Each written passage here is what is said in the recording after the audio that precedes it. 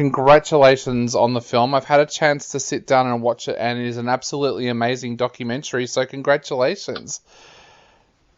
Thank you very much.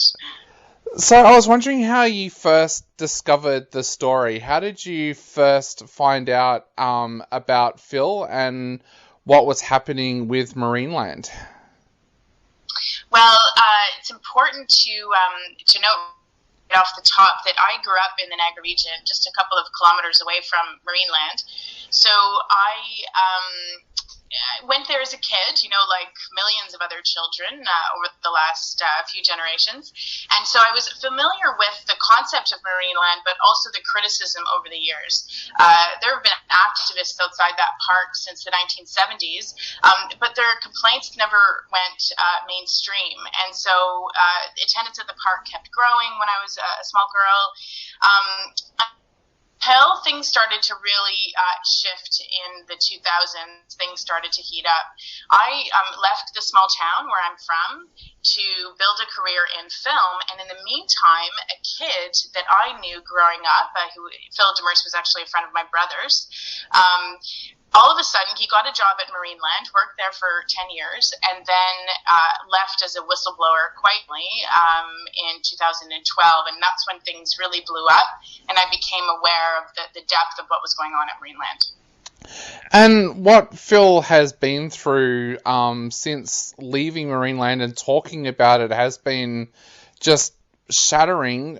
Tell us a little bit about how he first reacted when you went to him with the idea about doing a documentary.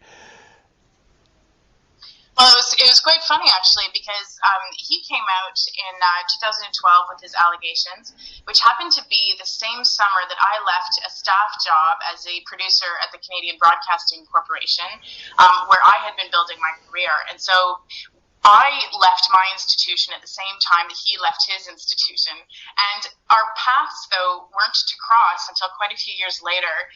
Even though I was following the story, and of course it was taking a lot of attention in the media, I didn't feel that the time was really ripe for a film. About 2017, 18, which is the first time I approached Phil. And I hadn't spoken to him since we were kids, so you can imagine what that phone call is like. Because, I, of course, had gone on to have a whole other life, and he stayed behind and was going through what he was going through. And now all of a sudden I was a professional capacity. So our first conversations were catching up on who's doing what from high school thing mixed with, what would this project look like? I had some ideas. I also was in the middle of making a pitch for the film. And so when it became clear that I was the right person to tell the film got commissioned very quickly, really in record time. And so I was launched into production immediately, and Phil was all in right from the beginning. He was very excited to see this come to fruition, especially with someone that he'd known all his life and that he trusted, really, to tell a nuanced and creative story with it. Yeah, that was actually my next question. How important was it to him that it was someone that he trusted to be telling the story, especially when he had already been sued by Marineland? How difficult was that for him to make the decision, but how important was it for him to have somebody making the film that he completely trusted?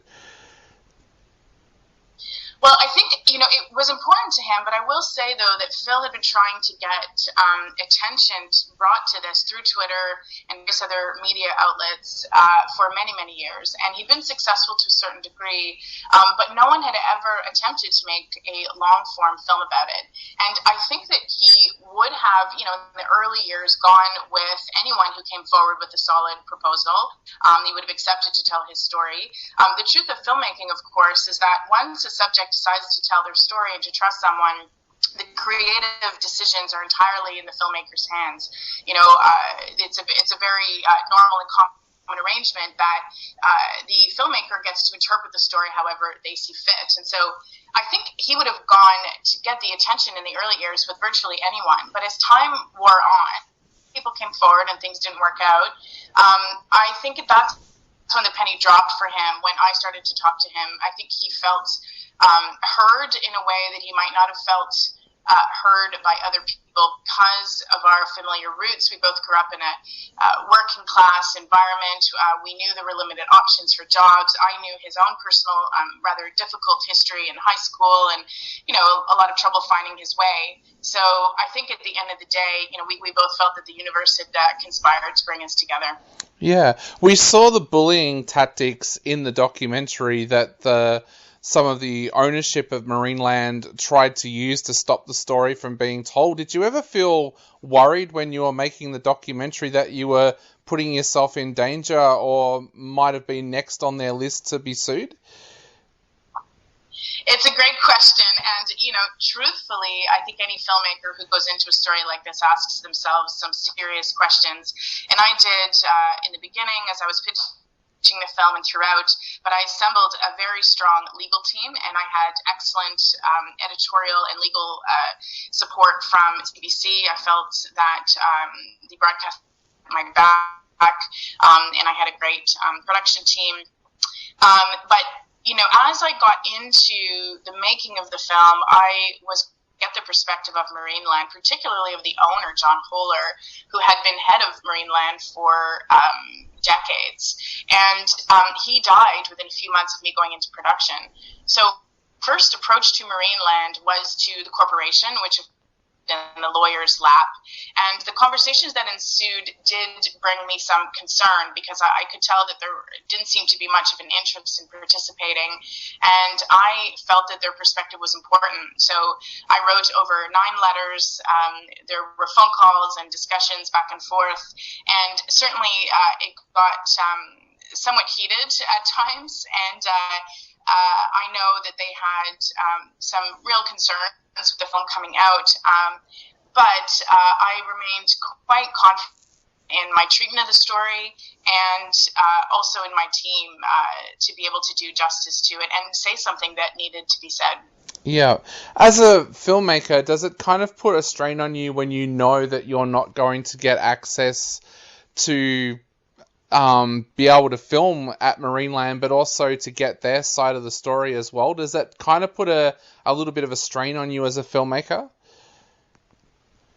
It does, because you want to be able to tell a complete story. And so what I was able to do, though, is because, again, of my access in the Niagara region, I was able to talk to a lot of people behind the scenes who were supportive of Marineland or who had other sides of the story or who had critical perspectives of Phil. Because it's important to remember that Phil is not an entirely unflawed hero. He has a mixed reputation, let's say, in terms of how he's been handling things. And so I was able to get balance, to have my own perspective be balanced through those conversations. And there were a few people who did speak to me for the film. There's a former mayor of Marineland former mayor of Niagara Falls who helped build Marineland in those crucial years, who is in the film. And so I feel that with all of that information, I was able to hint at the other side and get Marineland's point of view across.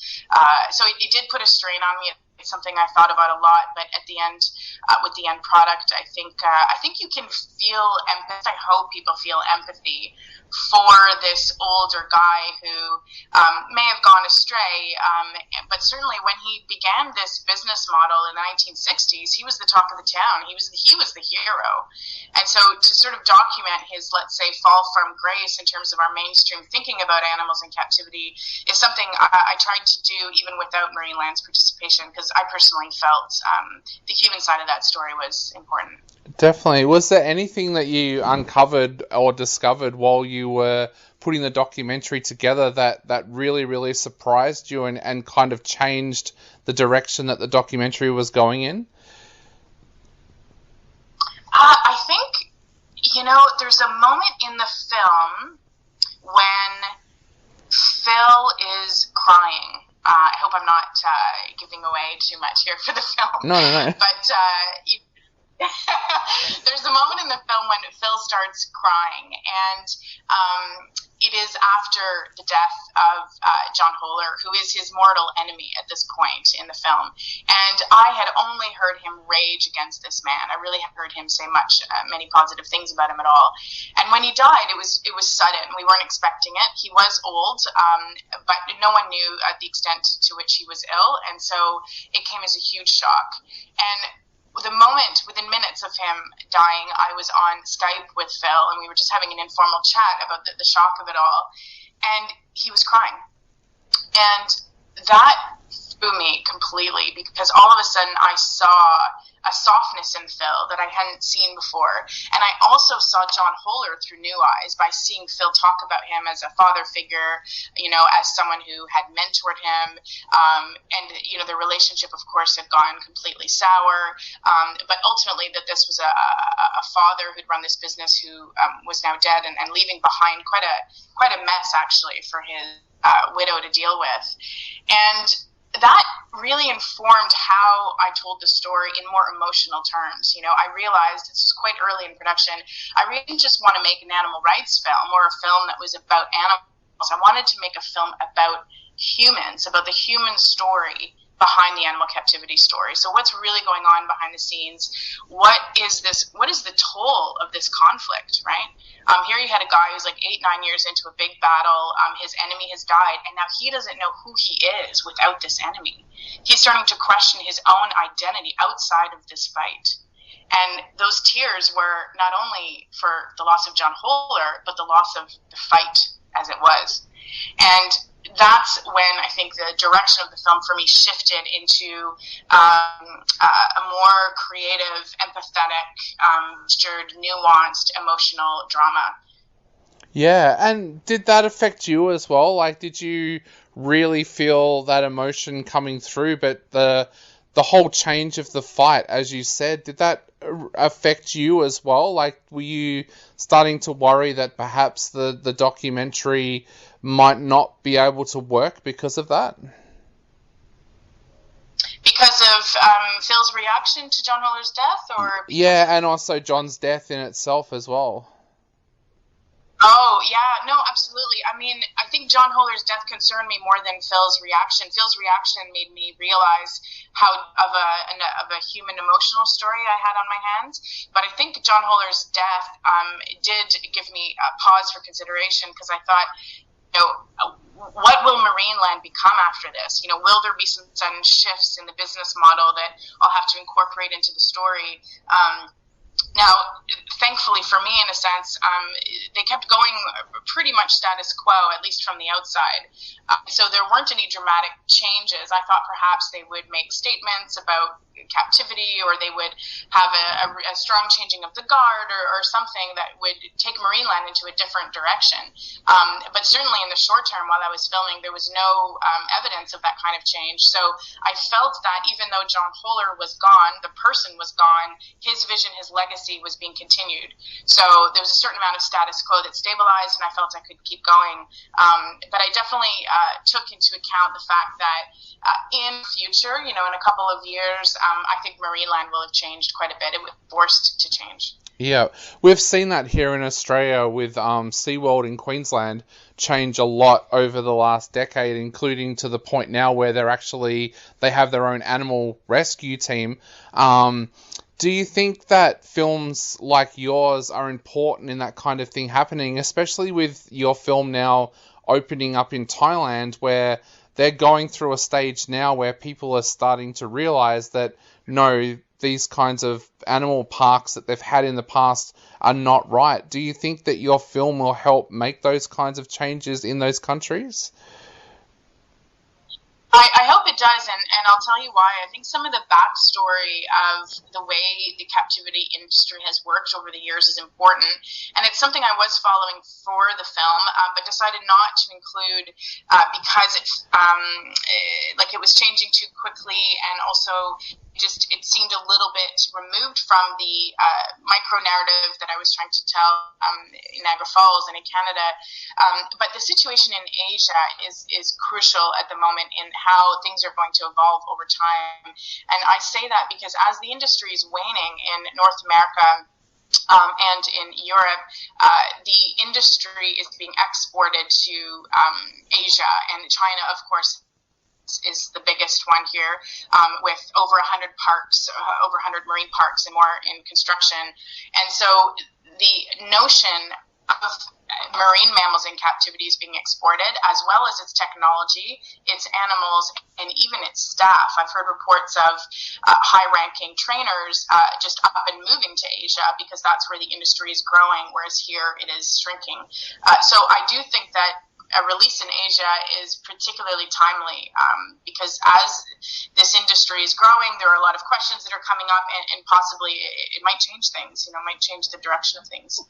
Definitely. I know from when I've been in Thailand, there's been a huge shift away from the parks, even with animals such as tigers and elephants, where they've been drugged in the past, and now some of the actual rescue centres have actually been opened up to tourists so that tourists can actually go and be educated about what animals in captivity's life have been like, and it's kind of almost opened up a new kind of tourism. It's been really strange, really. Mm-hmm. No, that is strange. It's it's really an evolving division, and I think every country has to come at it from its own point of view. But every time there's a change in one country or a shift in any direction, it influences others. Yeah, definitely. And I just wonder, what would you like people to take away from the documentary after they've sat down and watched it? There are two main things. The first is, of course, their relationship to animals and entertainment. I think we need to rethink to what lengths we're willing to go to entertain and quote, educate ourselves about large sentient beings. And so before, people buy a ticket or start to think about, even sanctuaries and rescue centers, depending on the kind of work they do, this idea of sort of ogling and other creatures, what is it promoting? These are all good questions, I think, for people to ask themselves.